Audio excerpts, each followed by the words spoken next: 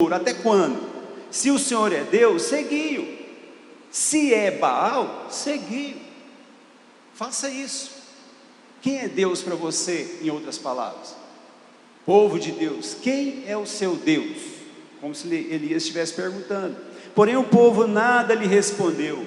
Então disse Elias ao povo: só eu fiquei dos profetas do Senhor, e os profetas de Baal são 450 homens.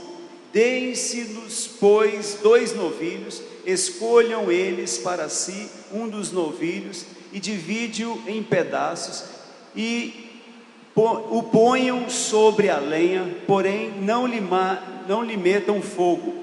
Eu prepararei outro novilho, e o porei sobre a lenha, e não lhe meterei fogo. Então invocai o nome do vosso Deus, e eu invocarei o nome do Senhor, e há de ser que o Deus que responder por fogo, esse é o que é Deus. E todo o povo respondeu e disse: é boa essa palavra. Disse Elias aos profetas de Baal: escolhei para vós outros um dos novilhos e preparai o primeiro, porque sois muitos, e invocai o nome do vosso Deus, e não lhe metais fogo. Tomam o novilho que lhes fora dado, preparam-no e invocam o nome de Baal, desde a manhã até o meio-dia. Então eles prepararam os seus novilhos, prepararam o seu altar, o seu holocausto, e ficaram invocando o nome do seu Deus, o Deus Baal, de manhã até o meio-dia. E ficaram ali invocando, tomaram o novilho, dizendo: ah, Baal, responde-nos. Porém não havia uma voz que respondesse, e manquejando se movimentavam ao redor do altar que tinham feito. Ao meio-dia Elias zombava deles, dizendo: clamai em alta vozes, porque ele é Deus. Pode ser que esteja meditando, ou atendendo a necessidades, ou de viagem, ou a dormir, e despertará.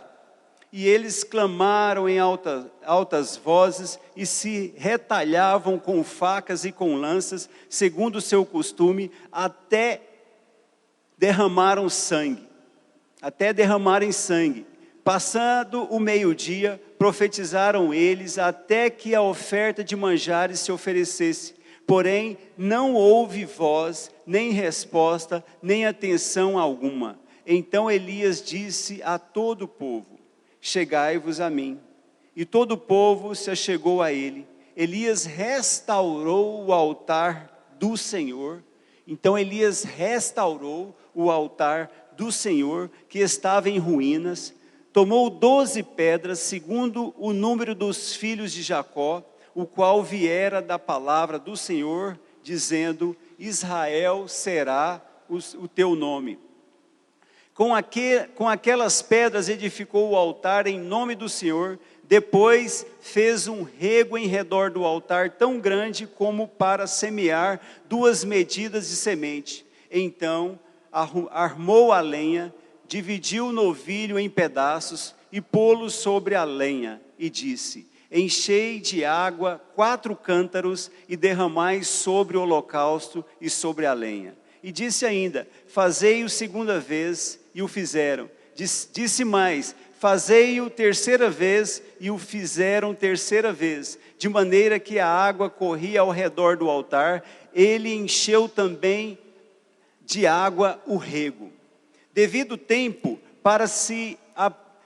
No devido tempo, para se apressar a oferta de manjares, aproximou-se o profeta Elias e disse: ó Senhor, Deus de Abraão, de Isaque e de Jacó, fique hoje sabido que tu és Deus em Israel, e que eu sou o teu servo, e que segundo a tua palavra fiz todas estas coisas. Responde-me, Senhor, responde-me, para que este povo saiba que tu, Senhor, és Deus, e que a ti fizeste retroceder o coração deles. Então caiu fogo do Senhor e consumiu o holocausto, e a lenha, e as pedras, e a terra, e ainda lambeu a água que estava no rego. E o que vendo todo o povo, caiu de rosto em terra e disse: ó, o Senhor é Deus, o Senhor é Deus. Disse-lhes Elias: lançai mão dos profetas de Baal, que nenhum deles escape. Lançaram mão deles, Elias os fez descer ao ribeiro de Quizom e ali os matou. Curvem as suas cabeças, vamos orar. Pai Santo, nós te agradecemos em nome de Jesus pela tua palavra. Louvado seja o teu santo nome em nosso meio. Te agradecemos, ó Pai, por tudo. Te pedimos também que o Senhor venha falar com cada um de nós. Que o Senhor venha a nos alimentar.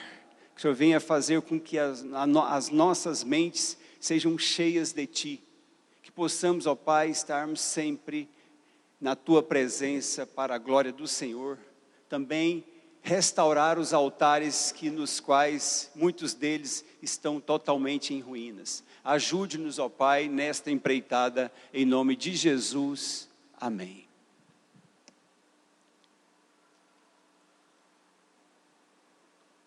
Restaurando o altar do Senhor na vida familiar. Esse é o nosso tema. Meus irmãos, uma das coisas que mais me impressiona hoje é a falta de noção do sagrado no meio cristão evangélico.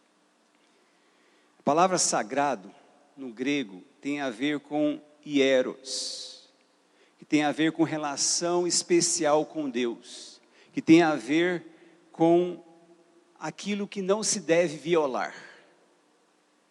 A nossa intimidade com Deus, ela é inviolável.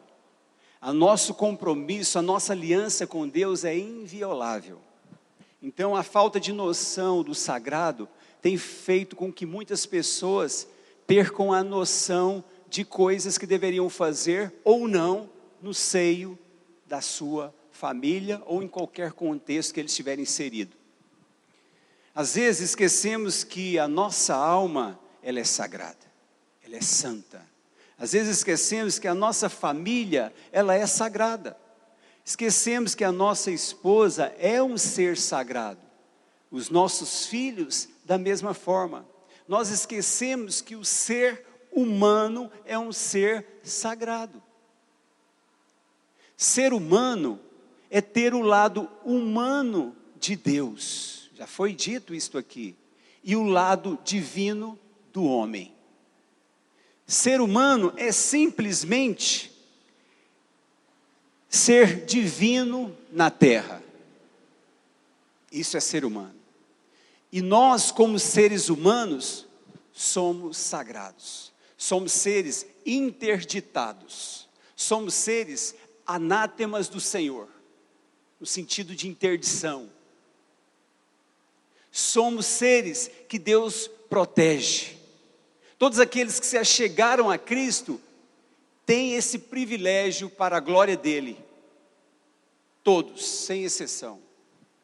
Todos, sem exceção. Então nós esquecemos tanto que é sagrado, tanto na nossa vida espiritual, que isto está se esvaziando.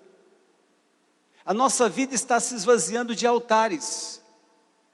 A nossa vida, nela não sabemos o que significa os altares hoje, era pós-Cristo. Nós temos quebrado os altares. Quebrado os altares. Interessante que na Etiópia as igrejas cristãs têm um lugar chamado Santo dos Santos. E naquele lugar, Santo dos Santos, na Etiópia, tem uma cópia da Arca da Aliança. Todas as igrejas cristãs. Aqui no Brasil, nós esquecemos e não temos mais o senso do sagrado. Na Etiópia, talvez eles foram ao extremo oposto. E no Brasil, nós estamos exatamente perdendo a noção do sagrado e também aquilo que deveria ser constituído como altar. Isso se foi nas nossas vidas. Não temos mais noção do sagrado. Não temos.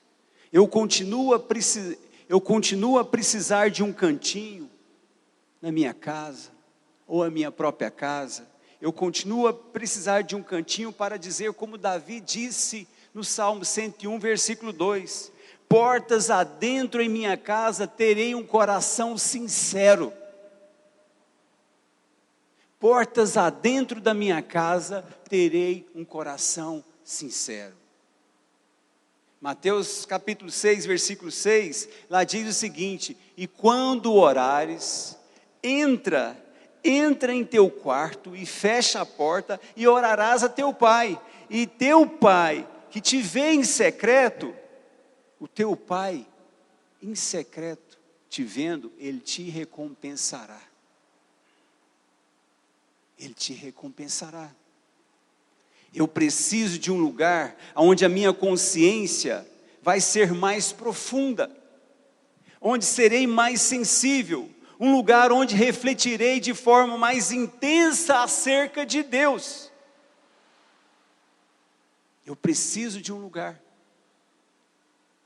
Nós somos um lugar de visitação do Espírito de Deus. Nós somos um altar do Senhor. Nós somos seres sagrados.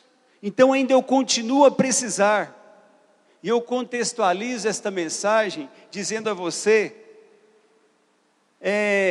que no episódio do versículo 30 ao 39, nós temos ali uma situação de enfrentamento, onde Elias pegou os 450 profetas de Baal, e mais 400 profetas do postes-ídolo, os profetas que era da deusa Azerá, e clamavam a eles, um povo que era povo, um povo que conhecia o Deus de Israel. E Elias, ele lutava tete a tete, ele confrontava tete a tete com esse tipo de situação. Um povo altamente idólatra, um povo terrível. E Elias chamou eles para o embate. Elias enfrentou eles ali no Monte Carmelo. Vamos para o Monte Carmelo. Ali nós teremos o nosso enfrentamento. Então, povo, resolva vocês. Quem é o Deus de vocês? Se é o Deus Baal ou se é o Senhor, o Criador dos céus e da terra. Decidem. Não tem três caminhos. É somente um caminho. Não existe três. Nós temos o caminho de Cristo. Este é o caminho. Também temos o caminho das trevas. Não existe três. Então nós temos aqui claramente, se formos um pouquinho adiante, depois deste enfrentamento, Elias ora e a chuva cai. Tiago capítulo 5 disse que a chuva cessou por 3 anos e 6 meses, naquela época. 3 anos e 6 meses sem a terra dar o seu fruto. Pela falta da chuva, faltou-se a fertilidade. Eles estavam padecendo. Acabe estava louco.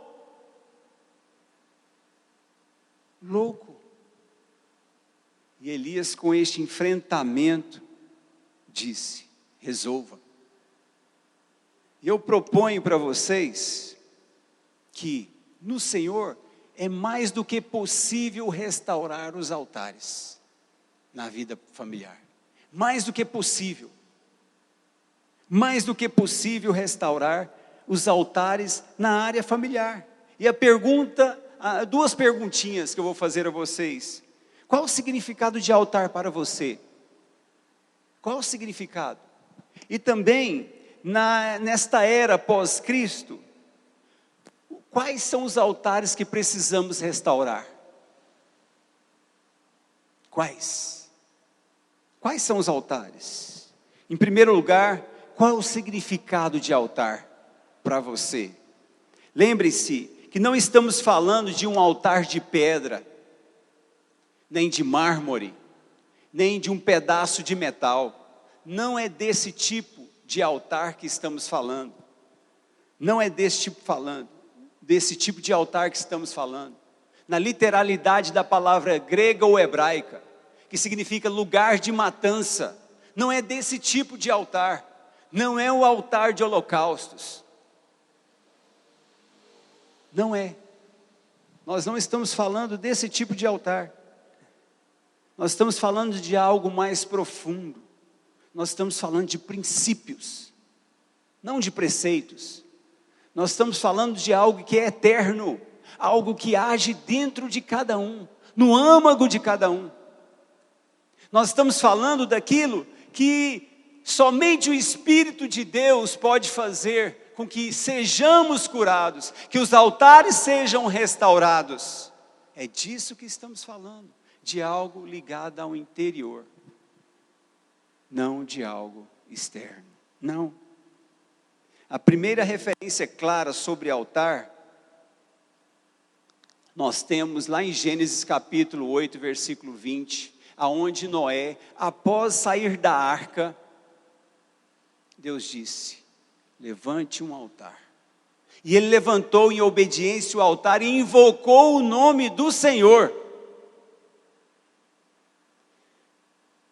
O sentido é perfeito. Altar é para invocação, é para adoração do nome de nosso Deus. Após, nós temos vários altares que se relacionam também aos patriarcas.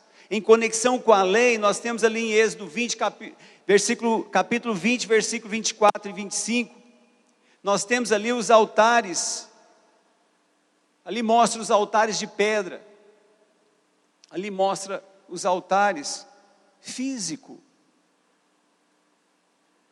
Na era pós-Cristo, os altares estão ligados ao Espírito. Repito, ele nasce aqui dentro. Nasce aqui dentro. Não tem a ver com degrau, não tem a ver com um amontoado de pedras, nada disso. Haviam 2 altares em relação ao tabernáculo, um no pátio exterior e outro no lugar santo. O primeiro, ele era de bronze, era de holocausto. O segundo, ele ficava no lugar santo, altar de incenso. Antes do véu, por detrás do véu tinha ali a Arca da Aliança, aonde um sacerdote, somente um sumo sacerdote poderia entrar ali naquele lugar santíssimo, uma vez por ano. Em Cristo isto foi quebrado, nós somos os altares, nós temos livre acesso ao trono da graça, e Deus sempre fez morada naqueles que são.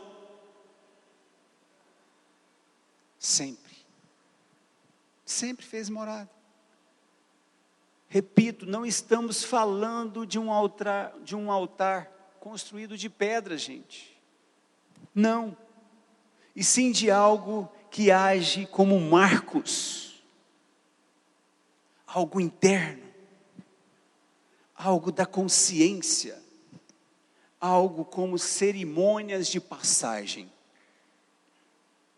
Hoje está faltando o altar de consciência sagrada, de conteúdos que marcam a caminhada, que levam de volta as lembranças de gratidão, as lembranças de compromisso feito com Deus. Altar, que são chamados de marcos, aonde naquele marco tremendo Deus me agraciou com a bênção tal, e ali eu agradeci a Deus, e de fato o altar me faz com que eu volte àquele ponto, como marco ficado, e faz com que eu cresça a cada dia. Faz com que eu cresça a cada dia. E a mesma ideia de Lamentações capítulo 3, versículo 21. Quero trazer à memória aquilo que me traz esperanças. aquilo que me traz esperança. Isso faz toda a diferença. Toda a diferença. Um exemplo de esquecimento de altar que um dia você levantou, a Santa Ceia. Muitos participam quando têm vontade. Muitos acham as palavras da Santa Ceia repetidas. E é um marco. Jesus, ele reuniu os seus apóstolos no grande dia, no dia que antecedia o dia da crucificação. Ele disse que eu deveria fazer aquilo para que ele pudesse, para que pudéssemos lembrarmos dele. Eu participaria do corpo e do sangue para que eu pudesse sempre estar lembrando daquilo que ele fez na cruz do Calvário, daquilo que ele fez num altar de holocausto. É assim que funciona. Marcos. São marcos. Nas nossas lutas contra as rezas, eliminamos tudo a ponto de não sobrar nenhuma liturgia. O valor litúrgico tem a ver com o valor do replay do caminho. A lembrança daquele caminho. O valor litúrgico é exatamente isso, é uma marca, é uma referência. Eu preciso dessas marcas, eu preciso dessa referência. O fato é que quando voltamos ali, nós somos carregados daquela energia, em relação àquele vínculo que fizemos, aquele marco que foi levantado em minha e sua vida. A Santa Ceia é exatamente isso, é um marco. É um marco. E os benefícios dos altares são enormes, enormes. Por exemplo, quando os marcos são trazidos à minha memória, isso me enche novamente de alegria, de energia, me reintroduz naquele compromisso. Aquele compromisso firmado, ele é evidenciado.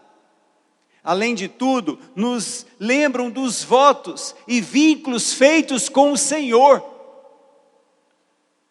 Agora, como nascem os altares? Vamos no versículo 25 do nosso texto base. Disse Elias aos profetas de Baal: escolhei para vós outros um dos novilhos e preparai o primeiro, porque sois muitos, e invocai o nome do vosso Deus. Um tipo de gente tinha uma motivação: e não lhe metais fogo.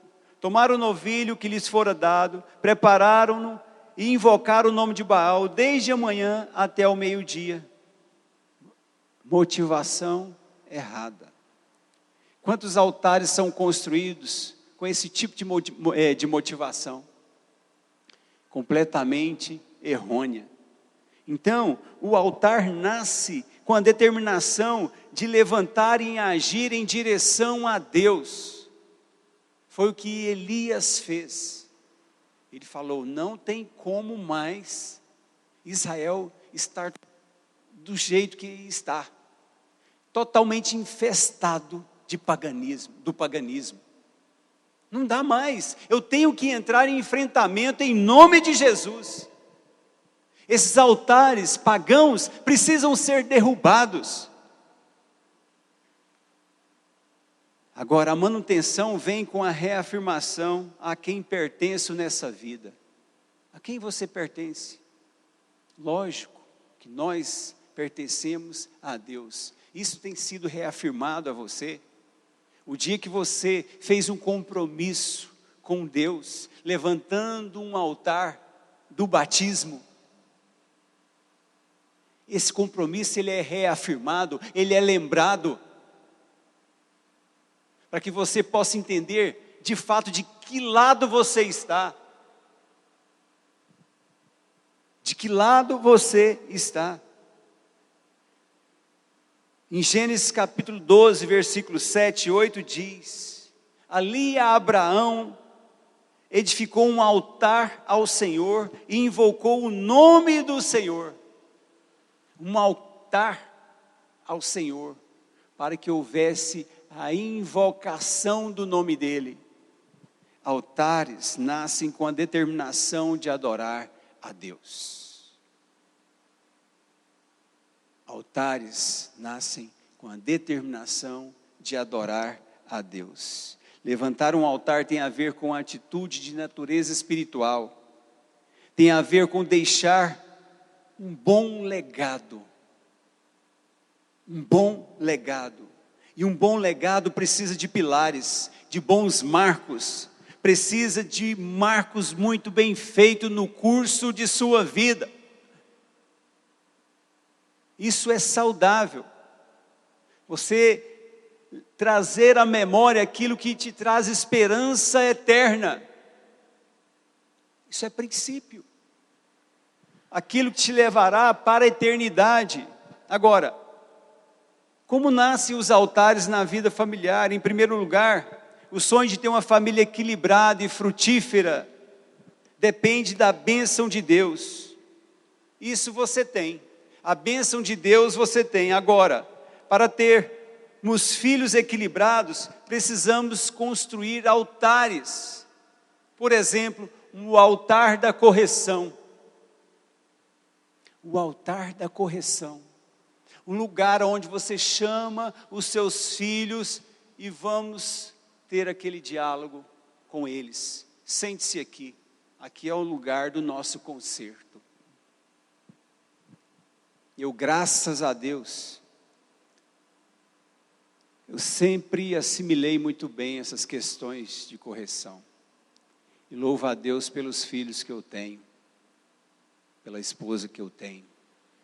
Uma esposa exemplar que nos momentos ímpares da vida, ela soube trazê-los para o altar da correção. Isso faz todo o sentido e faz toda a diferença na caminhada. Muitos deixam os seus altares ruírem, não levam os seus filhos mais para os altares da vida, esquecem da correção. Lá na frente,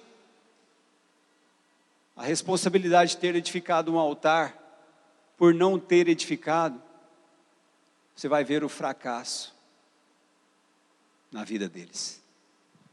Eu louvo a Deus, por Deus ter nos dado esse discernimento.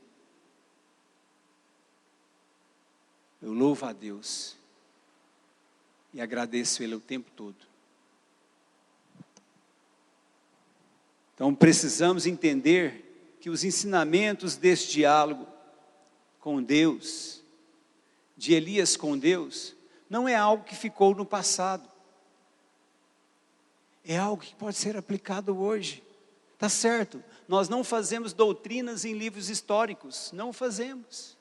Mas temos vários princípios dos livros históricos que precisamos colocar em prática. Eu estou falando de princípios. É aquilo que você vai viver como um aspecto de continuidade após essa vida. Você vai viver princípios que você começou a vivê-los hoje, na eternidade. Pode ter certeza disso. Então precisamos entender que os ensinamentos é de um Deus que foi o Deus de Elias, é um Deus hoje e será Deus eternamente. Agora eu te pergunto, o que você precisa que Deus faça no seio de sua família? Qual tipo de altar você precisa erguer para que você faça com que haja equilíbrio? Pode fazer, em nome de Jesus, que vai cair fogo do céu. E Deus vai encher você do próprio poder dEle. Faça, simplesmente, faça. As promessas de Deus já estão descortinadas. mas o altar da graça só vai fluir se houver a louvável atitude de construir. Isso faz toda a diferença entre o ouvir e o praticar. O que está entre uma percepção e uma ação é apenas uma determinação de construir aquilo que deve ser construído para que a minha casa se estabeleça como casa de Deus. Como casa de Deus. Então eu preciso manter essa graça viva, ativa e generosa. Crescente sobre a nossa casa, sobre a nossa família. Além de obedecer a Deus, preciso fazer com que a bondade de Deus flua no nosso meio. Com que a graça de Deus flua. A graça está aí. Basta com que nós nos identifiquemos com ela. Basta isto. Então, para mim, essas duas coisas são importantíssimas. É você, à medida que caminha, ir levantando marcos, altares da correção no seio da sua família. Restaurando os altares no seio da família. Como são restaurados os altares no seio da nossa casa? Pode ser, como já foi dito, uma correção assertiva. Às vezes você acertou em uma correção e você a esqueceu de como aquilo foi feito e tchau, acabou, o altar foi ruído. Eu preciso lembrar das coisas boas que foram feitas e que surtiram efeitos. Um altar. Um altar. Pode ser um compromisso feito com a esposa. Muitos quebram uma aliança. Foi feito diante do altar do Senhor. Eu prometo isso, eu prometo aquilo. E na hora do cumprimento, quebra o altar. Rui. Esquece. É preciso restaurar esses altares. É mais do que necessário, Tudo isso são marcos, são referências que precisam ser reconstruídas. Por exemplo, quando um judeuzinho nasce, corta-lhe o prepúcio. O pintinho dele vai ser passado por uma cirurgia, chamada circuncisão. É um marco, aos 8 dias. Ele pode não lembrar, mas o pai vai trazer a memória do filho que foi erigido um altar, uma aliança. Uma aliança. Aos 13 anos, ele vai passar por uma cerimônia de passagem à vida adulta. A partir dessa idade, ele assume a sua maioridade religiosa. E ali, com isso, vem as responsabilidades. Altares.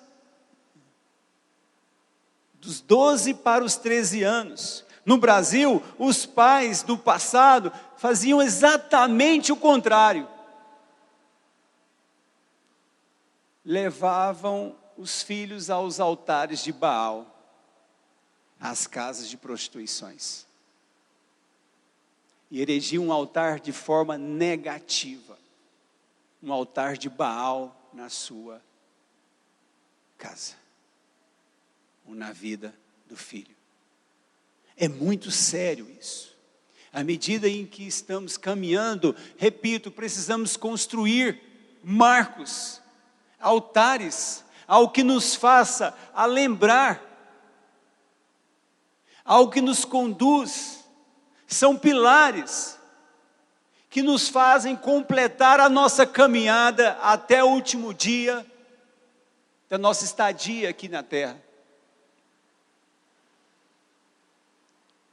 É preciso restaurar os altares de Deus na nossa vida. É preciso. Mais adiante é o exército. O judeu é obrigado, é algo obrigatório. Eles precisam servir. Mais um marco. No Brasil, eu mesmo corri. Eu tinha o maior medo de ser pego pelo exército. Eu fui alistar lá em Goianira. Eu fiquei sabendo que ali, quem alistasse ali não seria pego. Aqui, no Brasil, 0 de altares, 0. Nossa cultura tirou os altares. Da mesma forma, a nossa igreja não tem mais um lugar onde eu possa aconselhar. Não tem aquela calorosidade dos altares construídos, dos conselhos. As pessoas não têm mais paciência, não querem mais ouvir. Isso é ruim. Você deixa de construir um marco. Um marco. Olha só, versículo 30. Então Elias disse a todo o povo: chegai-vos a mim. E todo o povo se achegou a ele. Elias restaurou o altar do Senhor, que estava em ruínas. Em ruínas. Estabeleça altares na sua vida, meu irmão. Quais são os altares negativos que você tem construído? Peça para que Deus muda isso. Peça para que Deus te mostre como é que construi um altar de invocação ao nome dEle. Um altar de adoração. E eu concluo. Só manteremos essas bênçãos na vida da gente invocando o nome do Senhor. Altar é lugar de invocação. Invocar o Senhor significa chamar para dentro. Vocação é uma resposta a uma voz. Ou você duvida que Deus fala com você? Ou você duvida que Deus tem prazer em te abençoar? Ou você duvida que o Espírito Santo, com gemidos inexprimíveis, intercede por nós 24 horas? 24 horas. Invocar é chamar esse que fala comigo para dentro de mim. O ato de invocar é um ato de inalação, de absorção daquilo que o Senhor tem para mim e para você. Isso é invocado através de um altar que foi erigido, que foi levantado e serviu como marcos na minha vida.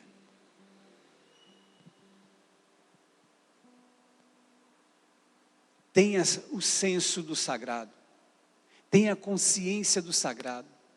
Eu repito, saiba que você está cercado de coisas ou pessoas sagradas ao seu redor. Ser sagrado nada mais é do que ser santo, do que ser separado. Nada mais é do que isto. Nada mais é do que isso. Se isso você fizer, a fé inundará você. E você vai ver o que vai acontecer. Tudo vai interconectar. Tudo vai se restabelecer. Independente do que você esteja fazendo ou o que você esteja feito. Independente de qualquer coisa. Estabeleça os seus marcos. Levante os seus altares. Que aí você vai ver o fogo espiritual do próprio Deus cair. E vai fazer com que isto em você seja algo que o fará com que você seja um verdadeiro adorador em Cristo Jesus. Vamos orar? Gostaria que vocês ficassem de pé.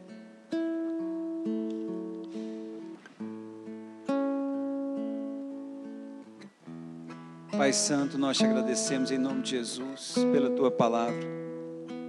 Louvado seja o teu nome pelos altares que um dia fomos construindo.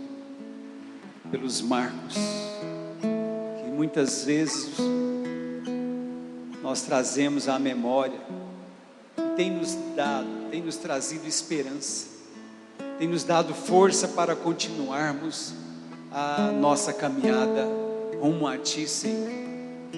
Te agradeço em nome de Jesus e te pedimos que tudo aquilo que for altar negativo em nossas vidas, que seja destruído também pelo Seu fogo, Pai, pelo Teu fogo consumidor, que possamos eleger ou erguer os altares que tragam edificação, que tragam clareza, que tragam vida, que façam com que eu seja um adorador, um invocador do Senhor, um invocador do Teu Espírito. Ajude-nos, ó Deus, na construção dos nossos altares. Ajude-nos, ó Deus, em nome do Senhor. Esse é o meu pedido e te peço que os Teus filhos venham a colocar em prática os marcos que o Senhor já tem estabelecido em suas vidas. Te louvo e te agradeço em nome de Jesus. Amém.